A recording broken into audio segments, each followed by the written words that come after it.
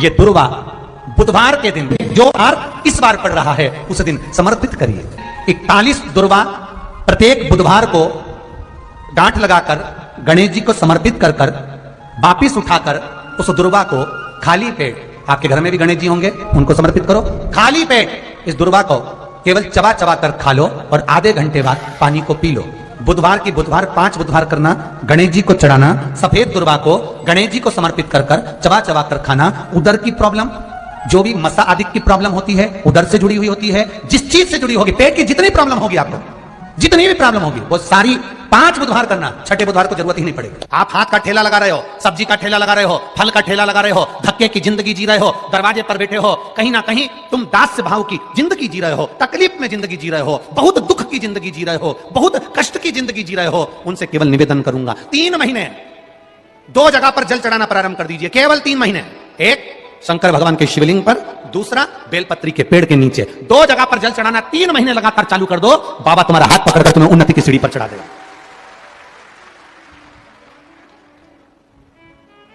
हमें कोई चमत्कार करना नहीं आता और ना हम कोई तंत्र विद्या या मंत्र विद्या जानते हैं, ना हमारे पास में बेल है, ना हमारे पास में भभूति है, हमारे पास में तो केवल शिव का नाम है। आप श्री शिवाय नमस्तुभ्यम बोलो, ओम नमः शिवाय बोलो, नमः शिवाय बोलो, चाहे महामृत्युंजय मंत्र बोलो, उसका स्मरण करते करते भगवान शंकर के शिवलिंग पर जल और उसी पात्र में जो जल तुमने शंकर जी को चढ़ाया उसमें से बचा हुआ थोड़ा सा जल बेलपत्री के पेड़ के नीचे चढ़ाना प्रारंभ कर दो। अलग से बेलपत्री के पेड़ के नीचे चढ़ाने के लिए अलग से लोटा भर के जल जरूरत नहीं पड़ेगी। जो तुमने शिव जी को जल चढ़ाया,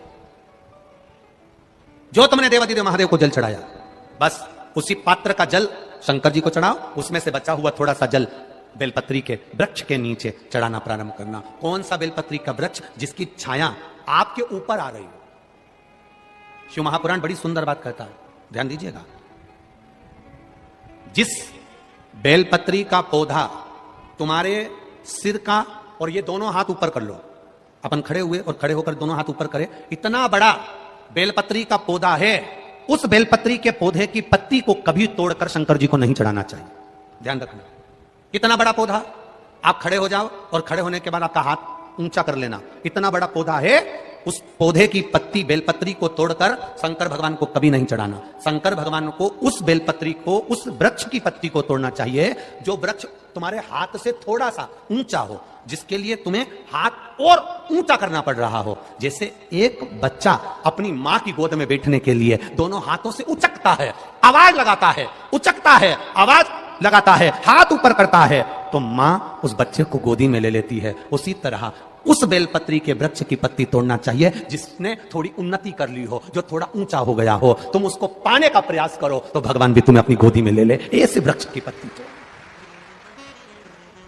अब तुम छोटा सा पौधा, बिल्कुल जरा सा पौधा, उसी की पत्ती तोड़कर महादेव को चढ़ाओगे, ये श्रेष्ठता नहीं है।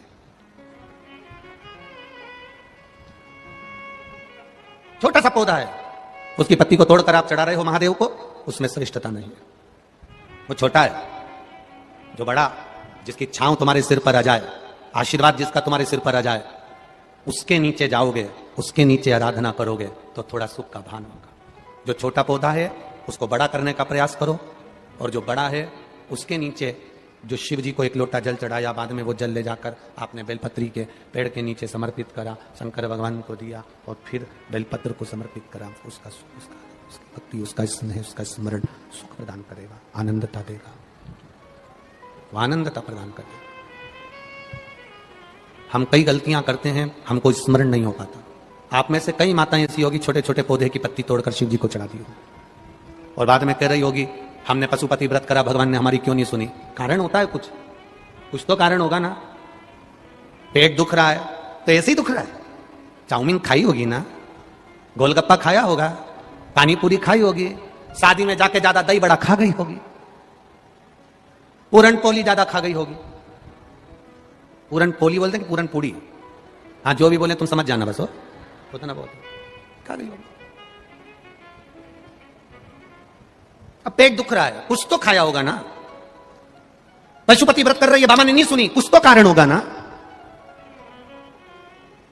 आंखों में से पानी गिर रहा है, डॉक्टर पूछ रहा है कितनी देर मोबाइल चलाती हो, मैं तो बस थोड़ी सी देर चलाती हूं। अब उसकी सास से पूछा जाए तुम्हारी बहू कितनी देर मोबाइल चलाती, सुबह से रात। सही तो वो बताती है ना, उससे पूछो।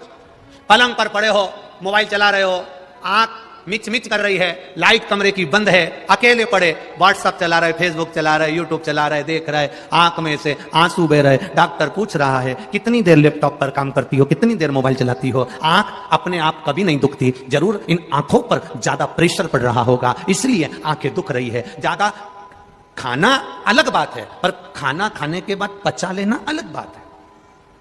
खाने को तो तुम कुछ भी खा जाओ, जब लोगों के प्राण खा जाते हो तो फिर वो कहते हैं ना, 50 लाख की गाड़ी में, यहां जितने लोग बैठे हैं सबके पास में मोटरसाइकिल है, बोलो है कि नहीं? बोलो बोलो, बाइक है, गाड़ी है, टू व्हीलर, किसी किसी के पास फोर व्हीलर भी होगी। 10 लाख की गाड़ी, 5 लाख की गाड़ी, 50,000 की गाड़ी, 25,000 की गाड़ी, 1 लाख की गाड़ी, 7 लाख की गाड़ी, 1 करोड़ की गाड़ी, 80 लाख की गाड़ी। आप में से कितने लोग हैं जो 50,000 की मोटरसाइकिल में पेट्रोल डीजल की जगह गटर का पानी डाल के चलाते हैं? बोलो जम के। कितने लोग हैं जो अपनी मोटरसाइकिल में, अपनी बाइक में, अपनी स्कूटी में, अपनी फोर व्हीलर में, अपनी टू व्हीलर में गटर का पानी डालकर चलाते हैं? अरे बोलो जम के, है कोई? छत्रपति संभाजी नगर में जो मोटरसाइकिल में, बाइक में, स्कूटी में, बुलेट में, 50 लाख की गाड़ी में, 25 लाख की गाड़ी में, 1 करोड़ की गाड़ी में गटर का पानी डालकर, कचरा डालकर चला रहे हो? कोई 50 लाख की गाड़ी में, 50,000 की गाड़ी में कोई गटर का पानी डालकर नहीं चलाता, तो ये करोड़ों की गाड़ी में फिर वो मदिरा की दुकान से गटर का पानी डाल डाल के क्यों चला रहे हो? वो भी तो गटर का पानी है, और ये भी तो करोड़ों की गाड़ी है।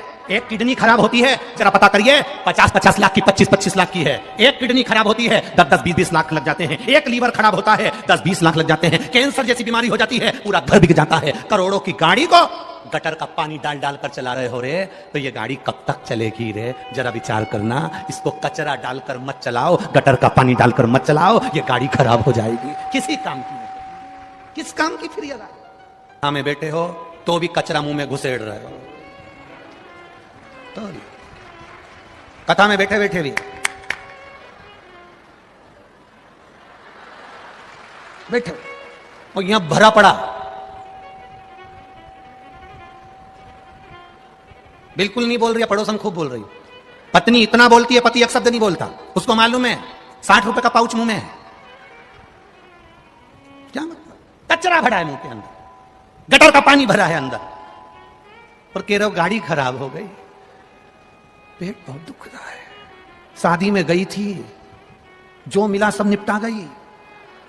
3 दिन से बेचैन है, क्योंकि पेट में 1 मिनट की चैन नहीं है। डॉक्टर को दिखाने गई तो पहला प्रश्न सबसे पहला डॉक्टर से कहती है, ये सब तो ठीक है, दवाई 2 टाइम ले लूंगी, ग्लूकोज पी लूंगी, पर खाऊं क्या? डॉक्टर भी बोला, ये खाने के चक्कर में तो हुआ है, 2 दिन मत खा। वो 2 दिन नहीं खाती है, पर सबके प्राण खा जाती है। 2 दिन नहीं खा। एक दिन आता है एकादशी का, एक दिन, मात्र एकादशी का एक दिन, पलंग पे से नहीं उठ पाती है। पति पूछता है, इतनी सुस्त दिख रही, आज एकादशी है। कुछ खाया नहीं, सुबह से साबूदाने की खिचड़ी खाई थी, थोड़ी सी चिप्स और पपीता रखा था आधा किलो, वो खा। फिर दोपहर में 4 बजे में जब थोड़ी सी लेट कर उठूंगी तो मैंने फ्रिज में थोड़ा सा आइसक्रीम जमा दिया और आधा किलो सेव फल, 1 दर्जन केला, 5 संतरा, थोड़ा सा मौसम्बी, सब रखा है।